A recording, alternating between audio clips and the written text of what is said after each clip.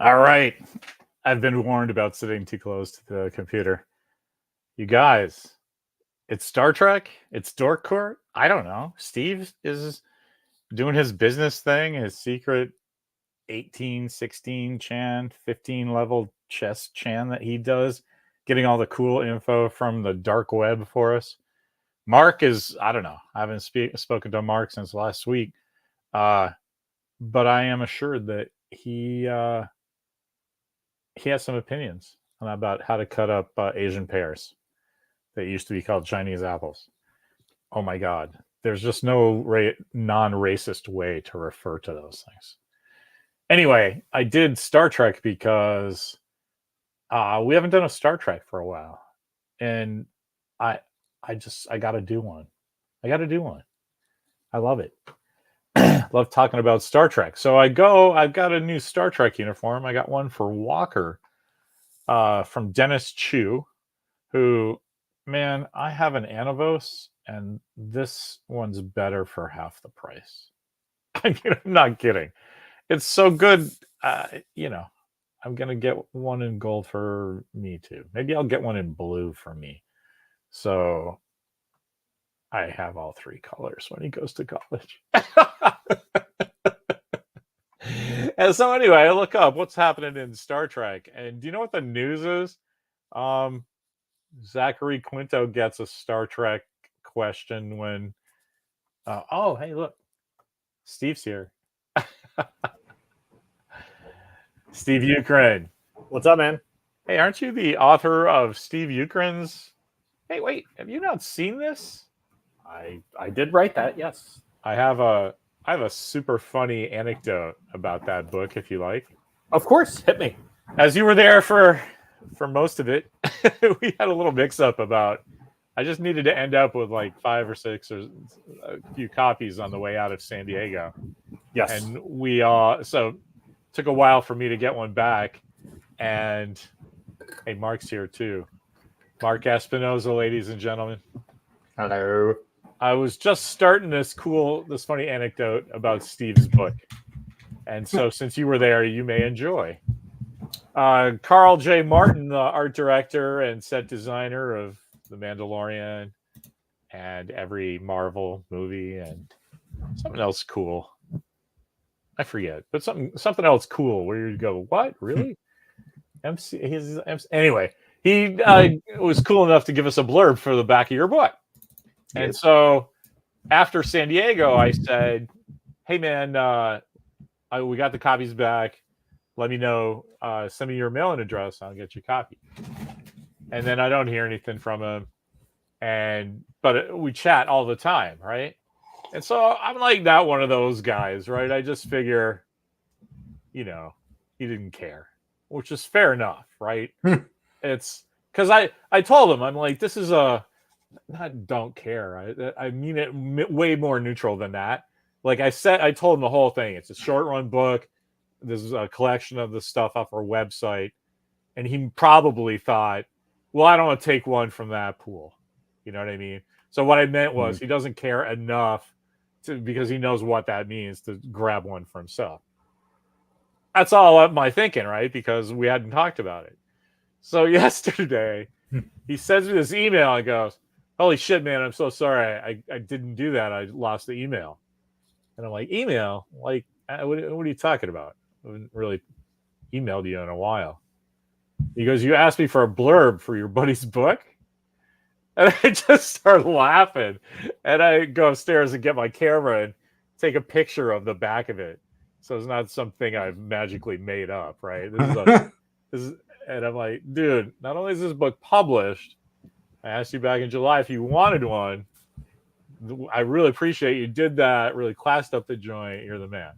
But he's like, oh my God, yes, thank you. I'd love one. Here's my address. Please send it to me and with brain medicine. That's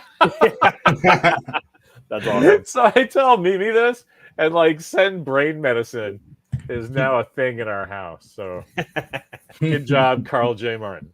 Ginkgo biloba. That's what we always say. Everyone needs a little more ginkgo biloba.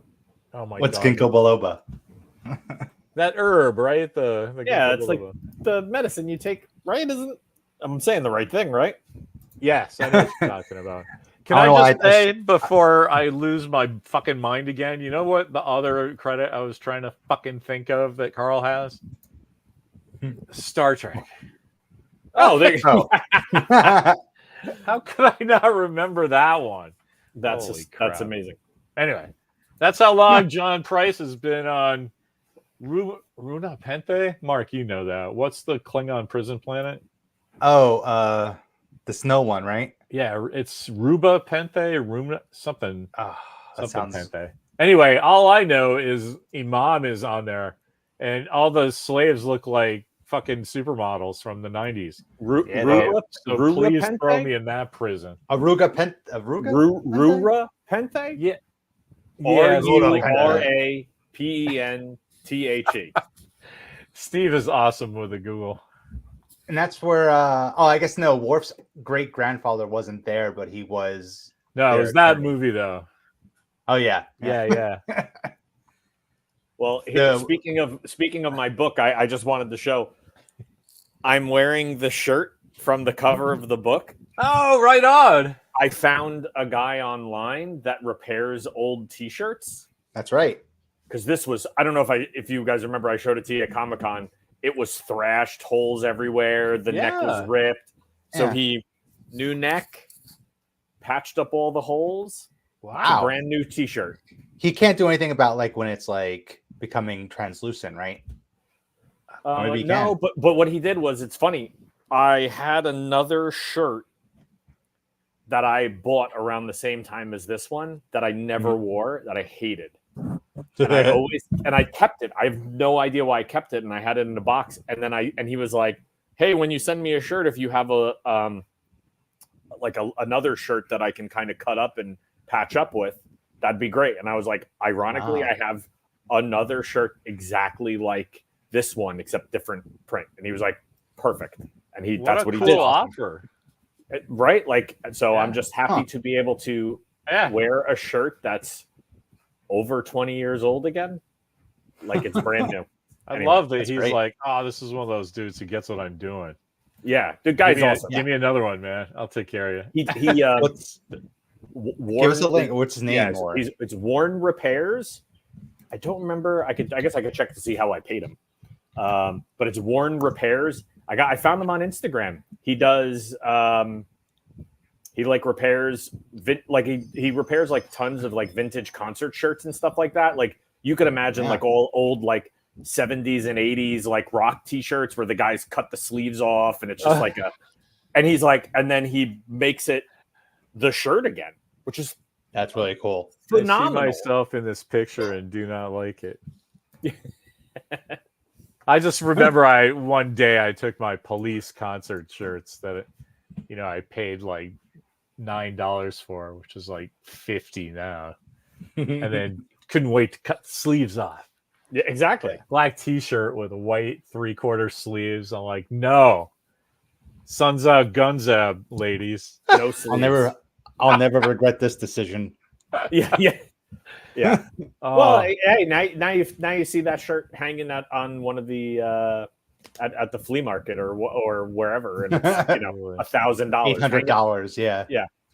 So I actually think that when people say, "Oh, I'm," people my age, not so much your age, but you're glad that when you're kids, we don't have the digital proof of all the idiocy that we have. Because my kid thinks it's funny enough when I go, I had hair like thicker than yours. But the best one is when Beyond Thunderdome was out, and Mel had that blonde stripe in his hair. I suddenly thought that was a good idea. And I lived right next to a hair salon, and I like flirted with the old ladies in and out of the building all the time. And I tell them that, and they think this is great. Like your t-shirt guy, like, no, this here, sit down, white boy. We're gonna do this for you for free. And they bleached like an inch of my hair, and nobody can prove anything. Oh, there's no picture of it. That's just a story I have to myself, awesome. And you can believe it or not. I think the only photo with me with blonde tips was on my college ID. Oh, that's awesome. You sure about that? You sure about that? You sure about that? Yeah, Sure about that? Steve says he's talking like about the hidden bank vault that we have now with all your teenage pictures of dressing up like I don't have many from back in the day, but they would be like 20 plus years old. So I'd have to dig through. Are you digging out your ID? Oh yeah, I mean I know where it is. I always have to know where it is. So every time you come over, I have to immediately check it to make sure you didn't snatch it. Make sure I didn't steal it. Oh, okay, yeah, right. Like I would even know what that would be. Do you guys have this experience that right around 1998 or 1999? Yeah, you can't tell though because of the visor. Yeah, that visor. Do you still have that visor? Oh man, I'd give anything for that fucking thing. I have to find it. It's an American Eagle tan visor. I know exactly. It's in the same box I keep the receipt for my first date with Jez 13 years ago. Aw, that's amazing. Yeah. Do you guys have this experience that like just physical photographs kind of don't exist after 98 or 99? For sure. Oh yeah, totally. We like anything that we have in print is like some book we made. Like I had this really good idea when Walker was born to take a picture at the same time he was born it was a Sunday at like 7:30. And so the next Sunday at 7:30, we're up doing stuff. The little baby's in a sunbeam, and I take this cool picture. So the next week, I go, fuck yeah, I'm doing this every Sunday all year long, and we're going to collect it in a book called 52 Weeks. And it's just going to be all the cool shit that we did for a year. And I did Never stop publishing. Awesome. But like, that's it, right? Like, we have 52 cool photographs from a whole year of baby stuff. The rest is digital somewhere. Yeah. We have it backed up, I guess, but like you can't flip through it like a book like that. No, which is why, which is also why it's even crazier now because the expectation is everything's digital. So now, like, that's why I've used like all of those like Legacy Box and all those companies where it's just like, Mom, just give me all the shoe boxes of photos and either I'll scan them all in or I'll send them to a company that just scans them all in because no one's going to dig through the box. And at least having them digitized, you could have some sort of like, right, a record. Like that's so like I have everything saved in the clouds, but you need to. Look at this good old Chuck. You guys don't know I started with a Star Trek oh, you did? When Steve said he might be a little late, and I said I was coming in early, I just figured Mark would try to get in if he could. I know you got meetings and shit, real stuff. So for a brief second, I think, I should put on a Star Trek uniform. Oh, so then we talk. We'll just sit there and talk Star What the hell's Trek. going on? And then Steve shows up and goes, "What?" And I thought that's like the level of prank I enjoy. Like nobody gets hurt or embarrassed. Yeah. It's like the level of my hair on the wrong day. Yeah, exactly. Wait, did I fill in for John? What's going on here? So I always feel like stuff like that is like the tube on the leg of the Ghostbusters costume that like there's something there left over from a previous iteration and we like it and it doesn't matter and that's just the thing. So I had in my head it was going to be Star Trek, and so when I started by myself, I'm like, fuck yeah, let's just pretend it's Star Trek. And anyway, so that's what that was. So thank you, Chuck.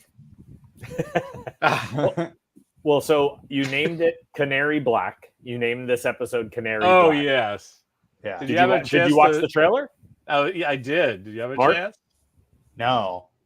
Did you? It's the Kate Beckinsale, something or other. Yes. And I'm sure it's fine. Looks like one of those things, Did Outlaw Josie Wells, except it's a girl. And it's got a modern spin because that guy did it. Okay, I'm good. But I just love that you can get away with Canary Black. Yeah. To the point that Warner Brothers just doesn't know what to do with itself. Yeah, like first. It's so. Well, first off, you didn't see the trailer? It's the director. It's the guy who did Taken, which is awesome. That's I couldn't think of his name. Pierre or something, right? Yeah, he also Ray Stevenson. Yeah, but Ray Stevenson is like last week. It's gonna be great, but in a like giant, like, man, it's Friday night and I'm really in the mood for a burrito kind of way. Yeah, was someone else was in it that I was like, oh, I like them and stuff. I was telling Steve I watched Atomic Blonde on Friday night. Oh yeah, God, that movie is perfect. I love that movie. I forgot how good the soundtrack was too. Dude, and what's his name? Psychedelic Furs. Yeah. What's his name? I love Xavier. What's his name in it. Yeah, exactly. I was trying to think, what movie would I reference him in? James McAvoy. Yeah, I think he's great in it. I think every movie should have a soundtrack representing those years. I agree. I think even the end of Rogue One, when you see Vader going motherfucker when the Tanner Ford goes away, like if you play I don't know, something from the Pixies under that, I think that still works. Anyway, but Atomic Blonde, nutso. It's so good. How do we never get another one of that? Right? I want that universe. I think I have no idea, but I imagine that it's a combination of the Oni not Lionsgate. That's right. Forge, Lions Forge, who owns the rights. Charlize Theron's way too busy to have that fight when she can just do another similar thing. It also just happened to be by the guy who David Leitch, I think is how you say it, who's Deadpool 2, Bullet Train, Fall Guy, Nobody. So I guess John Wick 2. He did Violent Night. Oh, Violent Night. That's the the Santa Claus one. Hellboy is Santa Claus. Yeah, I love that movie. Yeah. So I guess he's done other things. Maybe he just hasn't gotten back around to like another Atomic Blonde. Walker and I had such a good time at that movie. He kept hitting me like this was his idea of me between October and January. Just like Violent Night. just like not giving a shit, and the reindeer do most of the work. And I was like, I'm really flattered, but can I just watch this fucking movie? This is great. Well, I know you're. Are you going to suit up for Red One? I have four. Thank you for asking. I've had we're getting to this is where when it starts to go this way, we're starting to get into the Christmas, the reindeer landing thing. So this was the reason. It's so vain, but it's the only thing I care about. And Mimi finally has opinions about it, and we spent 20 minutes yesterday talking about it. So about your Santa, the whole Santa upcoming thing, and how you don't really need another Santa suit because I have 4 different things. And she's kind of right, because it's at the point where pants and boots and jackets and vests and stuff can swap around and it looks like something different with that other thing. So, but then I see that trailer and I'm like, well, she didn't say anything about that cool ass green leather vest that The Rock is wearing, because that's technically an elf suit. So I'm like, right? Is he an elf in it? I don't know. That's how I'm reading it in terms of looking into something like that. Head of a security system, whatever. Head elf. right. A little different than the one in Santa Claus, I think. So, thank you, Steve, for indulging my obvious fetish for costumes. So Marlo saw The Wild Robot the other day with how was that? Oh, amazing! I didn't see it. She saw it, and Lauren went with them, and they were crying hysterically. They said it was it's best. Lauren said it's the best animated movie she's ever seen. Wow! And cried during it. Marlo cried during it. A bunch of other kids cried during it. It was like a class trip because they're reading the book in school, and they were doing they were trying to figure out. They've read the book. Now they're seeing the movie. What's different? What did they change? Blah, blah, blah. which was interesting to get them to kind of like see like, oh, okay, you can read the book and it could be different than the movie, which is kind of like, I don't know. I wish teacher would have showed that to me when I was like, I don't know, 9, as opposed to, you know, me just being like, oh, it's a book. It doesn't have pictures. Too many words. Anyway, movie's good. My mom was cool about that aspect of the show because anything that I showed any interest in the media that was based on something, I would read the book too. And she would just make sure that I knew about it, right? I mean, nothing was forced on me. Right. But like, I have such a clear memory of telling, like, where are you when you're 10, 5th grade, telling my teacher that I had already read 20,000 Leagues Under the Sea. And, you know, Jules Verne was cool, but I was an H.G. Wells guy. And she was like, what? And I just remember that real clearly. My parents had to explain that, like, I wasn't a mutant. I just was from Texas. Right. I moved up to Vermont. I definitely read some stuff that was not like I remember reading like Bram Stoker's Dracula and a bunch of things in school when I was younger, but definitely like the minute I could get a comic book was really like, okay, then that just took over everything. That was like, that was it. Then it became really hard for me to like, yes, the same. I mean, I read some stuff because it's always like, now I read stuff because it's more introduced through comics and through science fiction and stuff like that. Like, whereas when I was younger, I would have never, it would have been like, oh, nope, comic, or no movie, you know? Yeah. That Three Body Problem book is pretty good. I heard there's a show. There is. Skip over to the book. Go right to the show. Exactly. Or I'll just read the Wikipedia. I'll have my Speechify read me the Wikipedia in like 11 seconds. So, oh my God. It's nice to see an alien movie where like the aliens are coming to Earth, but then like, oh shit, you guys are kind of a little bit better than us. We should be double thinking what we're doing. Wait, the aliens are dumb or we're dumb? Well, no, it takes them 250 years to get to us. And they're realizing that by the time they get here, we might have surpassed them technology-wise. So they're like, oh, shit. Yeah. And they learn on the way that we're able to lie. And they're like, oh, wait, you guys can just be deceptive? Oh, fuck. Instead of like humans being like completely outnumbered and, you know, inferior to their invasion party. Interesting. Well, I'll give it a shot. I mean, like I said, there's a TV show. You don't need to watch it anymore. Yeah, exactly. Yeah. Like I said, Speechify Wikipedia. It's like 8 minutes. Interesting. Chuck, no, I from the my 9-year-old and my wife both enjoyed it very much. So I don't know. You gotta come back and tell us why the crew. You gotta ask everybody like, hey, what's up? Are you guys biased against animation? Because I will accept that one. Same. I'm probably not gonna see that ever. But it's obviously high quality, right? Yeah. If you can reach an audience, I was thinking the whole time Steve was telling his story, like, wow, I remember the old, field trip chaperone days, and I would not have liked that one because I always used to deal with my kid and his buddies anyway. Just all sort of goes that way. So we didn't have any girls that we hung out with, but we had girls that we were pals with, and so. The stuff like that would have happened, not at that level, which I just imagine is like killing Bambi's mom level. And now you got everybody concentrated like that, trying to find the car, get to the bus that they're going to. And all my boys would be like, oh my God, they're fucking losing their shit. How can we help? We don't understand what's happening here.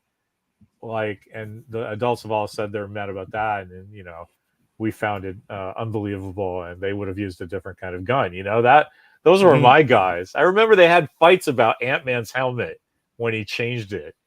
You know what I mean? Oh, funny. Like that's what boys talk about. Yeah. Anyway. They were Iron Giant. Still quality is what I'm saying.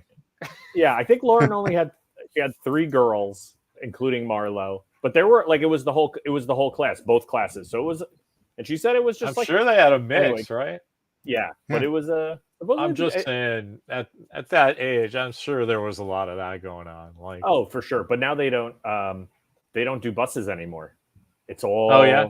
Parents have to shop. Like Parents have to drive. Oh my god. Yeah, because there's like a bus shortage. There's a bus shortage, so they don't have bus drivers. They don't have bus drivers. Yeah. So Larry, your Walker school had that problem too, didn't Yeah. they? Didn't you all have that pitch in? Yeah. I was gonna jump in, except that's what my mom used to do, and it used to drive me crazy. So I was gonna let Steve have a little air on that one before I went. Yeah, me too, man. I know what you're talking about. for sure. Theirs was sort of vandalism related though.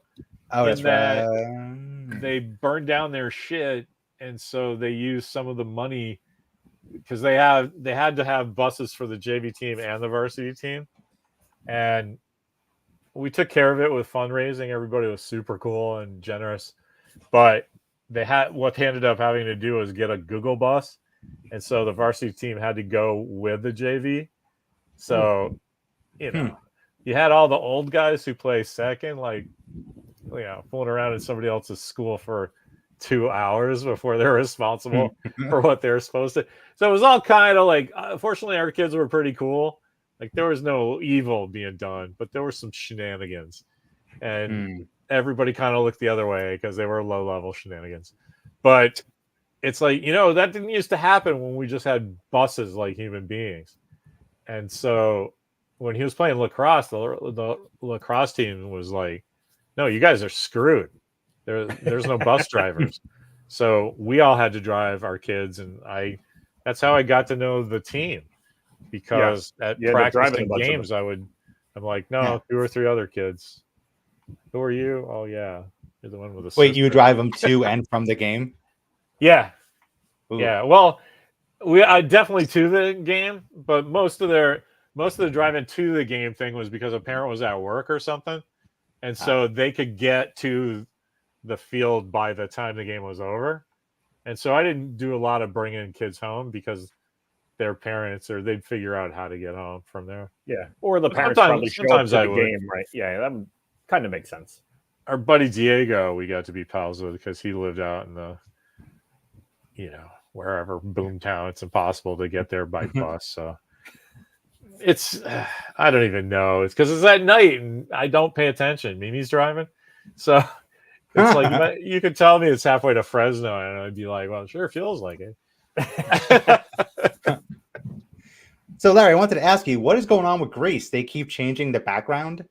Yeah, this is, I'm an idiot for that kind of stuff. I got to the point in comics where I would collect weird shit. Like, I can't just have Cerebus #1. I need this counterfeit Cerebus one because there's less of those, And so I got like that with movie trivia too.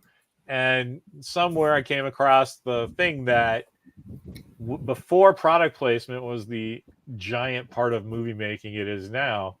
The guys, I think it's Paramount, who did Grease in 1970, whatever it is. Oh, yes. They had a key scene in a diner in front of this giant Coke ad, and then tried to extort money out of Coke after the fact, saying, hey, this is a giant ad. And Coke's like, yeah, thank you. This concept of product placement doesn't exist yet.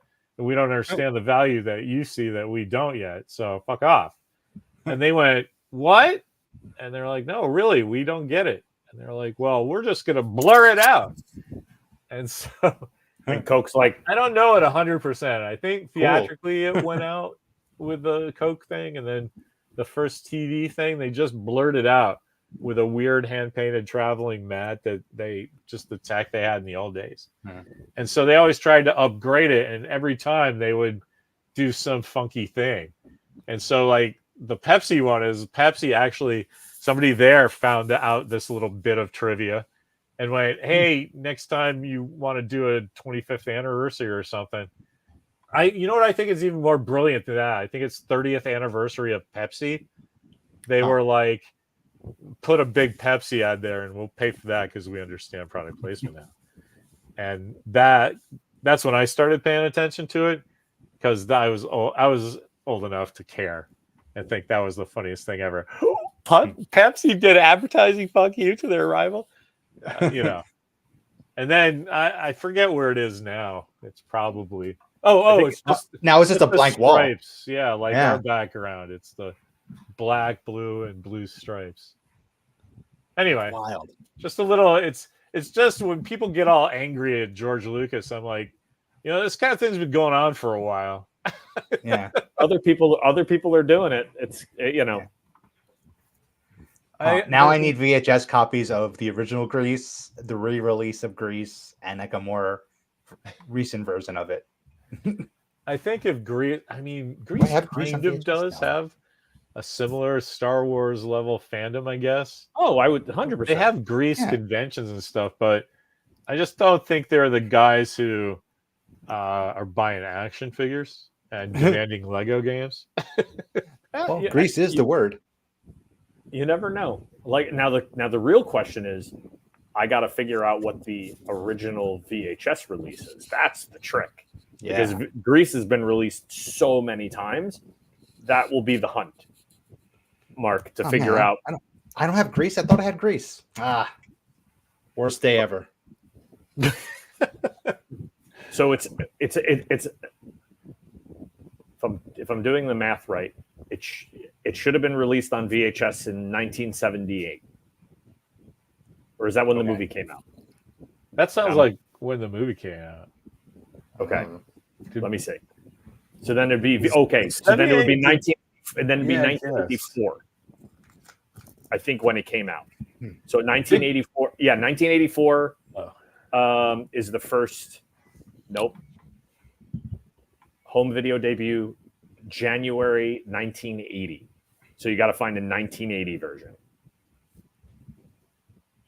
All right, I'm writing it down. I'll do some research. I like how Chuck said his crew was like, folks get weird. I get it. Maybe I do that all the time. There's certain kinds of movies that I would not go see with certain kinds of friends of mine. And so if they think you guys have a particular kind of movie that you go to and that's like a crew movie and this one just doesn't make the cut, I totally get that. That's all I need to hear. Yeah. Also, I'm sorry you're going to Chuck to Joker 2, Chuck. We can't be friends anymore now. Wait. He doesn't want to see Joker 2? I don't care. Yeah, I don't think any of us here wants to see Joker 2, right?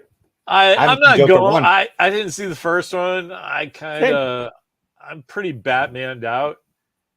Like literally every person that is not like super close friend of mine that you give your palace credence, but people whose pop culture opinions I respect have said the Penguin is great and I would personally fucking love it. Yes. And I'm like, guys, this is like Buffy. You can say that to me all day long, but the answer is no, I won't. And everybody, for some reason, goes off like, oh, the writing is great. It's The Sopranos in Gotham. There's no bad shit. It's just purple Maseratis. And I'm like, yes, yeah, high five. Everything's great. Not for me. And some fanboys just don't get that should be an answer. Well, I think it's funny because I think the director was trying to sneak I read an article that he was trying to sneak a Robert Pattinson cameo in it. And he was just like, but then he realized that the minute he brings Robert Pattinson into it, it's like that's all people want. That's all people. It's like why even do that? So it's moonlighting. If your whole show is will they or won't they, and then they do, that's the last episode. Everybody, nobody cares after this. Might as well do Aftermash and Mad About You, the Divorce Years. Nobody gives a fuck. It's insane that people even get that greenlit anymore. Anyway, Canary Black, the sequel, of course, is her getting a secret mission greenlit. He gets the okay to do it, and that's Canary Black, Arrow Green. Thank you, everyone. There you go. I'll take my applause off the air. Larry, I was gonna ask you. I ended up watching a movie the other night, and I don't know if I mentioned it to you, Mark, or in our group. I watched this movie called Nandor Fodor and the Talking Mongoose. Have you heard about this? Yeah, Simon Pegg. With Simon Pegg. I don't know. It's supposed to be like a British black comedy, but Okay. I don't recall laughing very much during it. Yeah, okay. I'm still good with that though. I get like there's a lot of Monty Python stuff that I get that shit is so dry that is what's funny. The fact that it's not really funny is the funny part. You know what? You know what I mean? Yeah, for sure. It's one of those things you have to be on the wavelength. But I guess when it's you like are, The it's Office. like ASMR. It's like, oh, I didn't know Razors did that.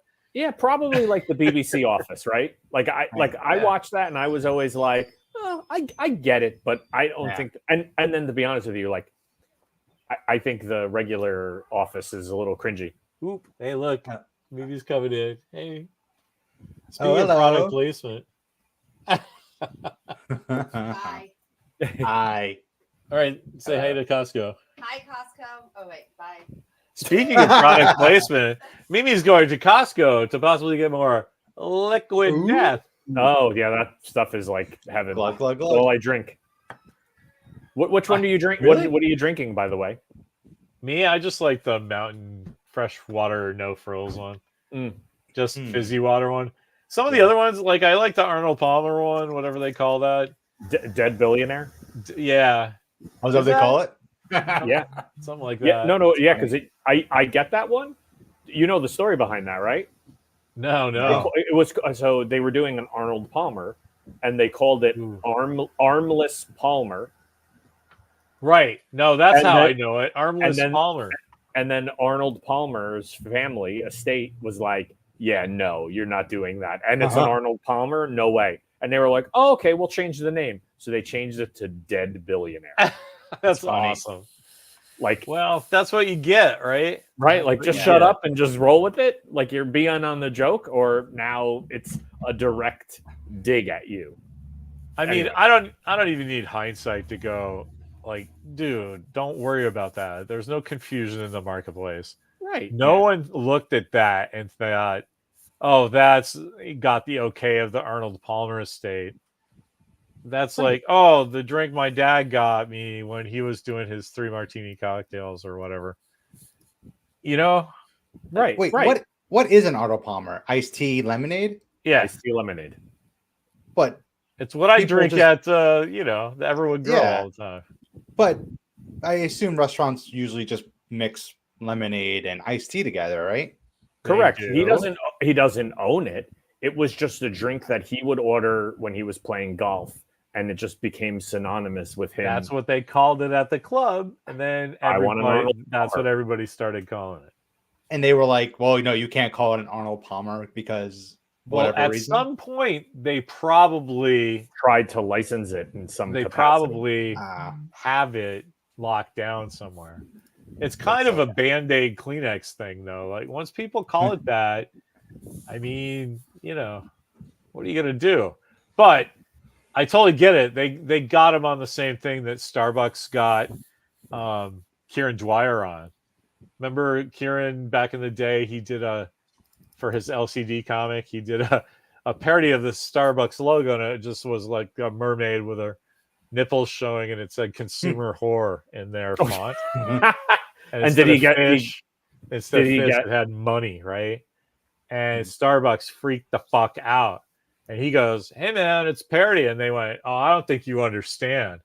And then they made it really, really, really, really uncomfortable for him, having to pay lawyers until he gave up and went, the CBLD. I don't know. I don't really remember exactly what happened, so I probably shouldn't say because it was legal.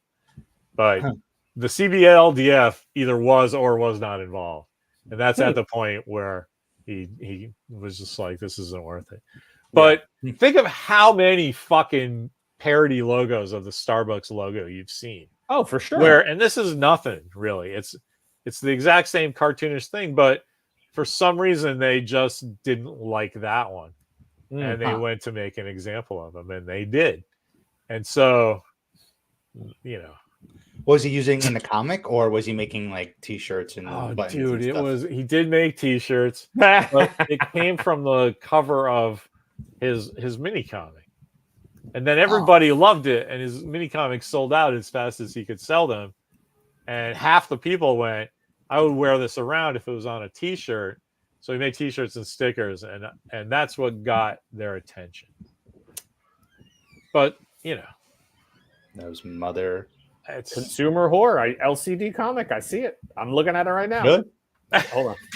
I just love how Steve is like, oh, let me fact check this in real time. Oh no, it wasn't. It wasn't Vice that. It was just like I wanted to see what the logo looked like. Yeah, look. That's awesome. That's pretty tame, don't you think? Yeah. Oh yeah. Like I have a feeling they just thought that was too close to the mark to be funny. All right. And then there was some. Oh, that's cool. There was an entire thing about this. Of course, there is. How funny! It's just like something that happened to my buddy Kieran. No, this is actually a pretty historical event. Oh, it's on his Wikipedia page. It is. Yes, I think so. Yeah, it's awesome. Yeah, that is pretty crazy. Anyway, now I'll be on the lookout for LCD that cover. I know, or that shirt. Or that shirt. I just make the shirt. Chuck's got it. They of course they have to go after it because they have a deal with Arizona Iced Tea. That makes total sense. Yes, but exactly. so that's why I brought up Kieran's thing because, of course, those guys thought that the Halloween parody Armless Palmer was like a funny enough joke that everybody gets that's not. But apparently it's too close for people with no sense of humor, so they had to go. Okay. Yeah, no worries. So and then, very much like Kieran's thing. He's just and then really is that too close? And then it's too close to because that's why it's funny. It's a little too close to home, isn't it? And then that's how it becomes Dead Billionaire. which is even funnier. Well, it's funny because now you can find consumer horror T-shirts that I'm pretty sure Karen is not making money on. No, and I'm sure some guy from Fringe in a black what are they on hat Etsy? Following him around so he doesn't. Yeah. T-shirtbandit.com. Oh, yeah, that makes sense. Well, only white and green, except no substitutes. Yeah, that one. Promoting it. You know what? I hope to God that is him, and it's just kid's he's name just like exactly. He just uses a different email address, so when they send them the cease and desist, it goes in the garbage can. Right. So, also, I don't know if you guys have ever done this, but in October, there's like the big thing where you're supposed to like every night watch like the 30 days of Halloween or whatever it is, or 31 days of Halloween. So I was having a conversation with people at work today, and they were asking me what horror movie was I watching today, and I told them I'm watching all of the Rambos. Awesome. And they were like, Rambo, and I was like, Rambo is like a horror movie. Like if you think about it, like First Blood is like a psychological horror. It's from his perspective, the monster's perspective. The second one is like a torture horror. Yeah. The third one, kind of you lose it.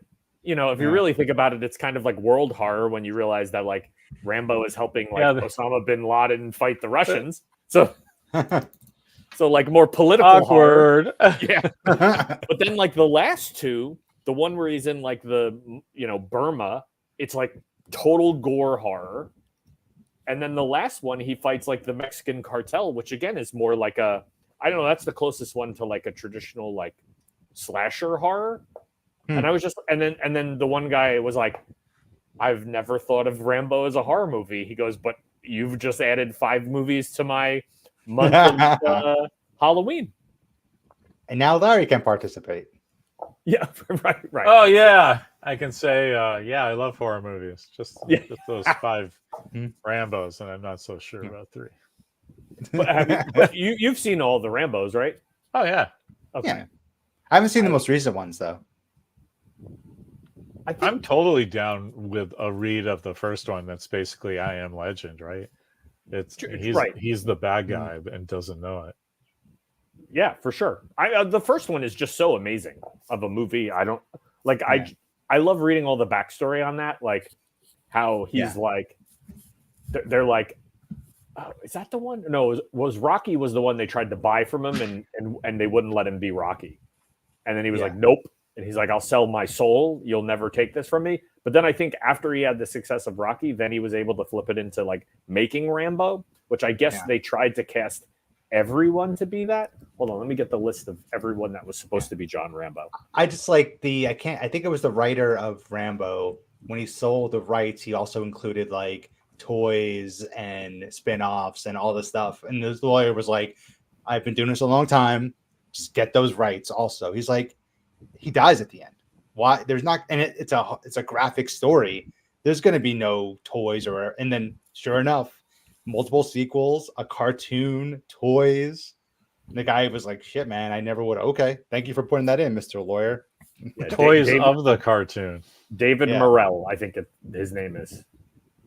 Is that the writer or That's who wrote that. I think he's the one who wrote First Blood, if I remember. Here, I'm trying to see if I can find out who.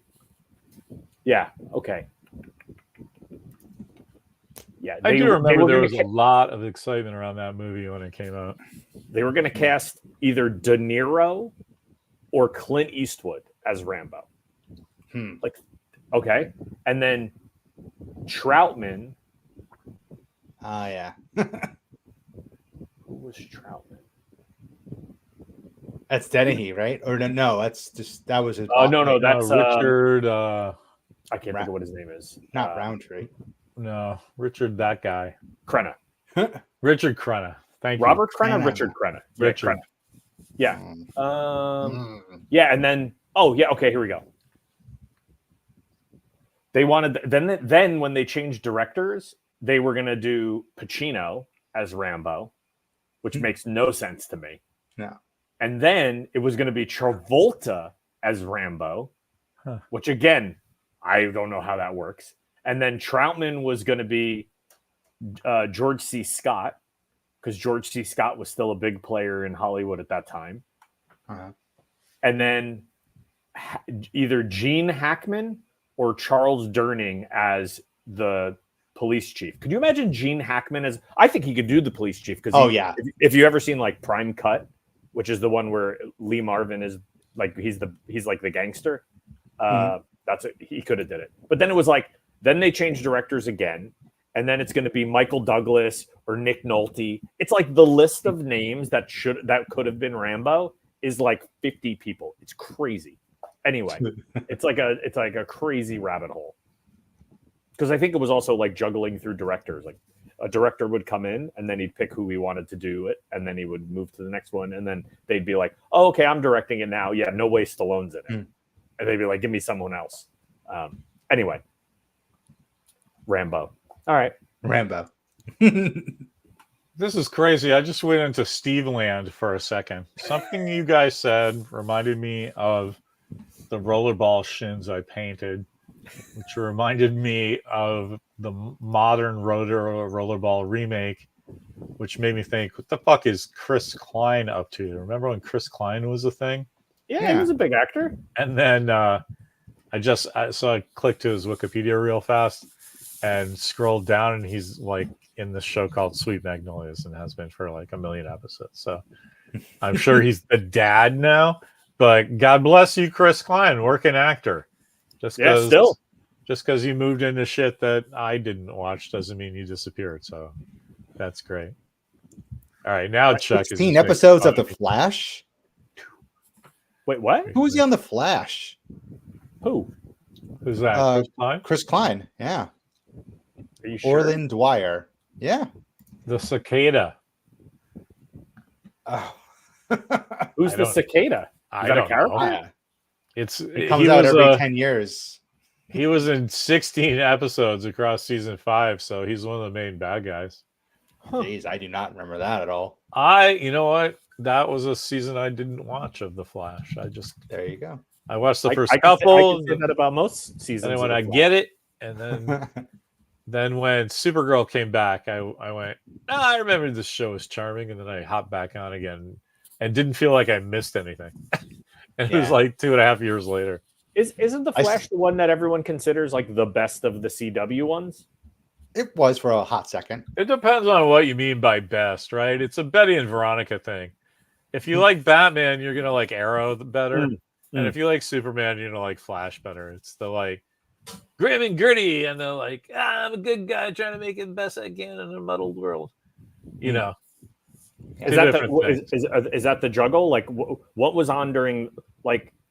I follow no CW DC shows, so like besides the Flash, what else is on? I think we had Legends of the Time Travelers, whatever that was called. Legends of Tomorrow and Supergirl. So and they then, had Lois and Clark, or Clark and Lois, or whatever, that new one. Yeah, that wasn't on at the same time. The cool CW verse thing that Berlanti was responsible for was awesome because there was a week where you could sit down and watch a connected superhero universe on TV Monday through Thursday.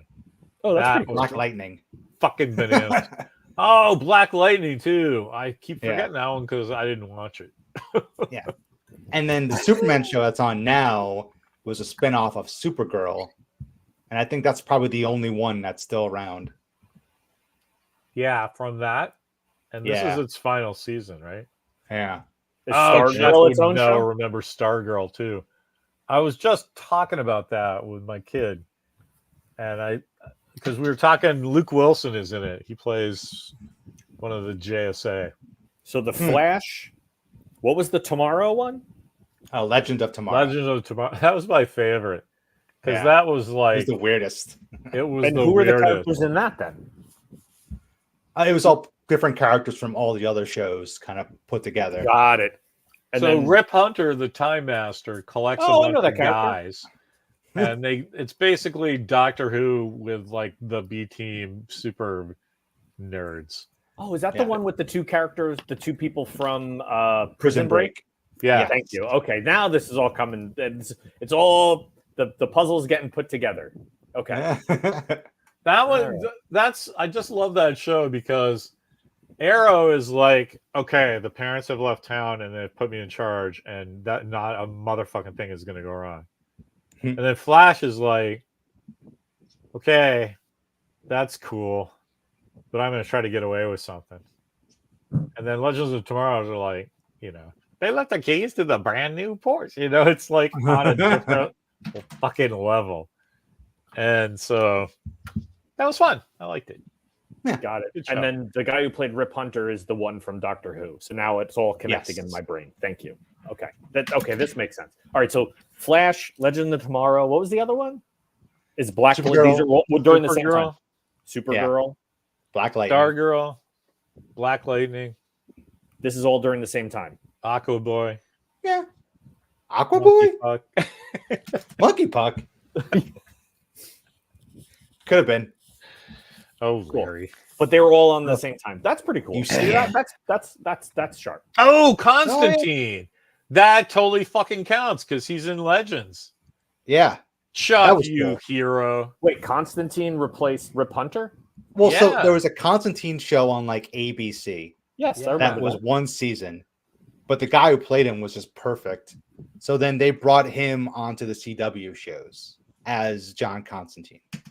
And if I'm not mistaken, at least one other character, right? They made that whole show retroactively part of his deal.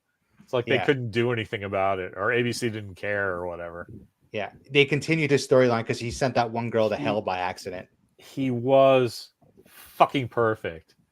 Yeah, I hate all that magic bullshit. I put that show on. I watched 12 seasons of that show. He was just great. Yeah. Anyway, the other thing that's super cool is one of my buddies did the lighter for him. Why are you telling me that? Yeah, sent 4 hero lighters over there. And I still have the business card they were handing out at Comic-Con when the show was out. Oh, that's awesome. What? How do you have that? Unbelievable. They were handing out the cards. They was like, Walker says that all the time. The answer to half of that is either Mark or Steve pointed it out to me at San Diego. How do you have that? It used to be, Stephanie gave me that. She was good for snooping that stuff out, making sure I got weird shit. I gotta see if I can find that online. What, the Constantine card? The show? Yeah, that's cool, man. I want one of those. Oh, okay. Yeah, I can get the replica. How do I know it's from Comic-Con though? That's the real question. That's Constantine, good old Chuck, because I like I said, I hate those kind of characters, and that guy was so perfect. It was really like watching a Tim Bradstreet illustration walking around in live action. And it was so good. The DC had some kind of weird webtoon thing. Remember when that was a thing? Yeah. The webisodes became a word people used. They did that with him voicing the character, and I watched every one of those too. Yeah, that's how good he was. I kind of didn't pay attention to the they kept images. them around long. That's awesome. Yeah, cartoon this big on my phone. Who cares? But yeah. so it sounded like a radio animated movies with him as the voice as well too. Did they really? Okay, Yeah, that's awesome. Now I'm jealous of that business card. It's almost as cool. Larry, I gotta see. Did I ever? I think I gave you one of these. I gotta make sure. But hold on, let me check. Uh-oh. What could it possibly be? What Steve doesn't know is we've replaced his coffee with Folgers crystals. yeah, I have one of those. No, that's awesome. I love those. That's what from is that? the Comic-Con Stark cards? Yeah, they're the business cards from the Tony San Stark's Diego business Comic-Con. cards, yeah. Nice. We were there that year. Mm. You don't remember? I know. This is cool. Stephen Amell, the guy who played Green Arrow, loved Ryan as Constantine and made the CW get him back, and that's awesome. I love that guy because he's a team player, but he totally realized that, oh shit, man, I'm the fucking Captain America of a bunch of shows. Because just by accident, right? He just did the first one and it hit, and they did another one, but they introduced that guy on his show. So he's always going to be dad. And then they, adopt Supergirl, and all of a sudden there's like this giant Brady Bunch family that you can watch a show each week for 4 days straight. I don't know, man. Like, I'm glad he just goes, you know what? Give that perfect guy his job back. He does. That's a good use of being at the top of that chain. I feel like he has a story about because he's blonde on the show, and I think he dyed his hair or is about to dye his hair back because the Constantine show got canceled, and his agent was like, "Hey, hold on, don't do that yet." Oh, that's pretty funny. That's awesome. I liked him. He was he's on a TV show called Heels. Steve Amell. Oh, Steve Amell. Yeah. It's like the wrestling show. Yeah. Actually, pretty good. It's pretty decent. I don't know. It's I think the guy who does that show is the Loki guy, by the way. The guy who writes Heels. Showrunner? Tom Hiddleston? No. Michael Waldron.